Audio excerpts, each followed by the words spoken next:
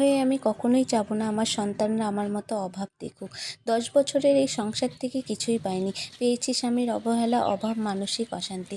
আমার সন্তানদের একা মানুষ করার সিদ্ধান্ত আমি নিয়েছি। আজ আমার সংসারে আমি, আমার ছেলেমেয়ে ৩ জনের সুখী সংসার। আমি কোনোদিনও চাইনি আমি যে অভাব দেখেছি তা আমার সন্তানরা দেখুক। আমি যা পাইনি সেই রকম যেন আমার সন্তানদের সাথে না হোক। ওদের কোনো কষ্ট, অভাব আমি দেব না। তাই আমি মা হয়ে নিজের সুখ দেখিনি। আমার সন্তানের সুখ আমার। তাই তো আমার এই পরিশ্রম। হাজারো পরিশ্রম হোক তার জন্য কিন্তু থামা যাবে না, কারণ আমার সন্তানের দায়িত্ব আমার উপরে। So hello friends, good morning, শুভ সকাল, রাধে রাধে। তোমরা কেমন আছো? আশা করি আমি কিন্তু ভালোই আছি। তো দেখতেই পাচ্ছ সকালবেলা কিন্তু সবার প্রথম কাজ আমার পাতা শুকানো, তারপর সংসারে সমস্ত কাজ করা।